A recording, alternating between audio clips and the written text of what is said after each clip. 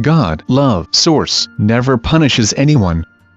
Here in the spiritual or non-physical realms, we are very much aware of your concerns and anxieties as chaos and confusion seem to be escalating on your beautiful planet Earth. Do make a point of starting your day by going deep within yourselves, to your holy inner sanctuaries, and then opening your hearts to love, which resides there permanently, waiting patiently, ready and most willing to embrace and comfort you when you choose and remember to invite it in. You are never unloved or without love. Such a state is impossible because love is your true nature, as you do know deep within yourselves. And it is always with you. It is you. However, it often seems to you that you are without it, living unloved and abandoned in an inhospitable world. And yet you do know that this is not the case, that it only appears that way because of your choice to enter the illusion and play the game of separation, a game which, while you are playing it, seems very real, very serious, and very important.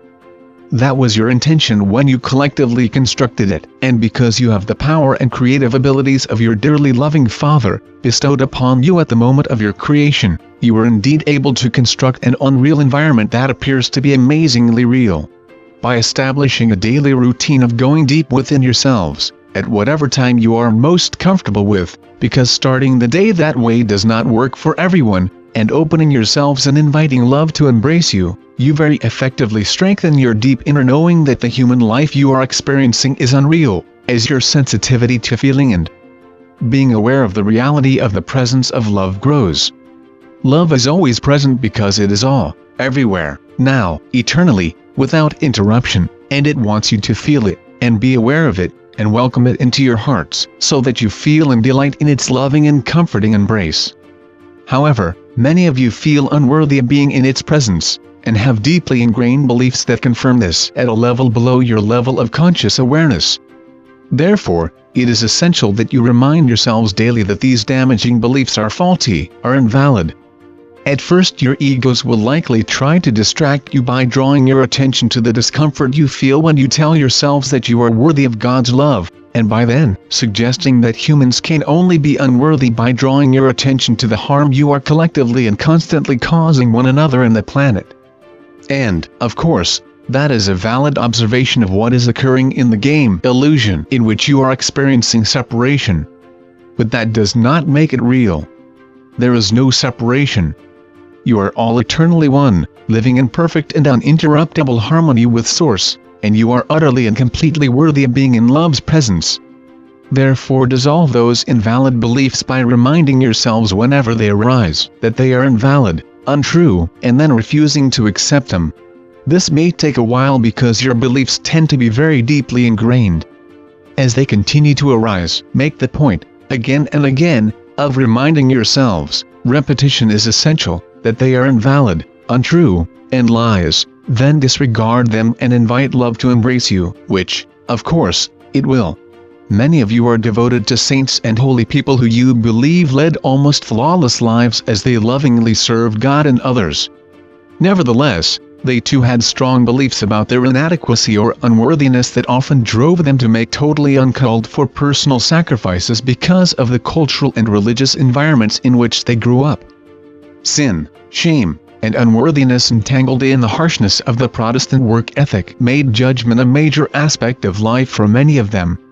Judging themselves negatively, observing and judging others negatively, and sometimes condemning those others, further encouraged them to lead austere lives, following stringent, unloving, and painful disciplines in attempts to prove to God that they truly loved Him, would do anything for Him, and to demonstrate to others what they believed God required of every human.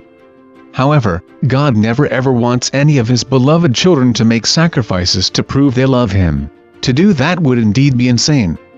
No one wants another whom they truly love to prove their love by making sacrifices, nor does God. Love is utterly and totally accepting of all unconditionally, because that is the nature of love. God is love, eternally loving His creations and all His sentient, conscious, and utterly loving children. Love loves, period. So those saints and holy ones were not pleasing God by treating themselves so unlovingly. And frequently, deep within themselves, denied and hidden from their awareness, lay an unacknowledged bitterness and resentment, because life appeared to be treating them so unfairly, while sinners appeared to live freely enjoying life, suffering no punishment for their sinfulness. God love source never punishes anyone. Punishment is unreal. How could the one who is love, and who creates perfect beings, ever choose to punish any of them? Within the dream illusory state of form, it seems that great evil is doing horrific damage and causing unconscionable suffering to enormous numbers of people. But you must keep reminding yourselves that your lives in form are unreal. Yes, they can be extremely painful, and you can suffer enormously during them, but that experience that you are undergoing as a human in form is a free will choice that each of you made prior to incarnating to magnificently assist in humanity's collective awakening process. There is no evil, there is no hell, they are just aspects of the unreality that you collectively established when you constructed an illusion in which to experience separation from your source. Love is all that is. Evil, sin, and hell are just unreal aspects of that unreality you constructed to experience separation, and when you awaken, because they are unreal, they will be gone.